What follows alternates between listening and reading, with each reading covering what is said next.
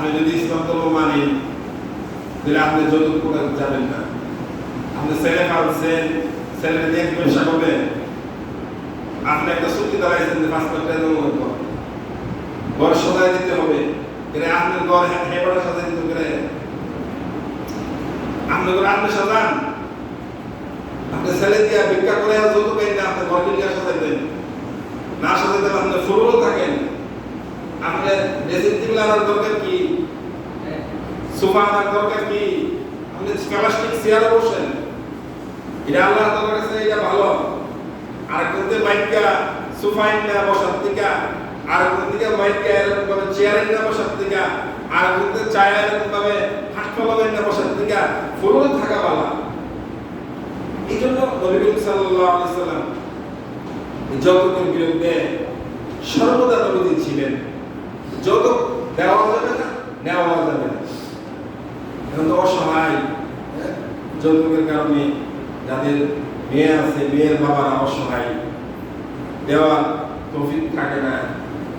যৌতুক ছাড়া যদি মেয়ের বাপে ছেলের 1 কোটি টাকা দেয় হাদিয়া স্বরূপ, কোনো কমই নেই, চাওয়াই নেই, বিবাহ হবে সুন্নত তরিকে, মেয়ে আসার সময় যদি কোনো হাদিয়া দেওয়া হবে, নবীজি হাদিয়া দিছে, নবীজি মেয়েদেরকে বিবাহ দেওয়ার সময় দিছে না, দিছে, জবাব দিছে, হাদিস স্পষ্ট বর্ণনা যে কানের জবাব দিছে, গলার হাত দিয়ে দিছে, দেখছে আবু নবীর দিকে যৌতুক চাইছে না, যৌতুক চাইছে না। উসমান রাদিয়াল্লাহু আনহু নবীজির কন্যাকে বিবাহ করছেন, আলী রাদিয়াল্লাহু আনহু বিবাহ করছেন, কারণ নবীজি যৌতুক দিছে, যৌতুক দিছেন, হাদিয়া দিয়ে দিছে, যৌতুক সমর্থ ছিল। ওমর রাদিয়াল্লাহু আনহু নবীজি, ওমরের মেয়েকে নবীজি বিবাহ করছেন, আবু বকরের মেয়েকে নবীজি বিবাহ করছেন, নবী কি তাদের থেকে যৌতুক আনছে? যৌতুক আনেন নাই। এই জন্য ভাই নবী সাল্লাল্লাহু আলাইহি ওয়াসাল্লামের সুন্নাত হলো আপনি যৌতুক নেবেন না, একজনকে যৌতুক কিনা দিবেন না। নবীর মাস, জন্ম মৃত্যুর মাস, আমরা যদি নবীর সুন্নাতগুলোকে আমরা মানতে পারিনি, এরকম ভাবে আমাদের সমাজে কত মানুষ অসহায় আছে, তারা বিভিন্ন সমস্যার মধ্যে জর্জরিত, বলতেও পারে না, দেখাইতেও পারে না, খুঁজা যারা অসুবিধার মধ্যে আছে তাদের সহযোগিতা করে। নবী করিম সাল্লাল্লাহু আলাইহি সাল্লাম উনি আসছেন আমাদেরকে হেদায়েতের পথে নেওয়ার জন্য।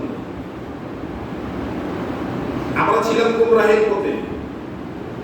সাহাবায়ে কেরাম ইসলাম ধর্ম আসার আগে তারা মূর্তিপূজক ছিল, অনেক সাহাবী, সকলে না।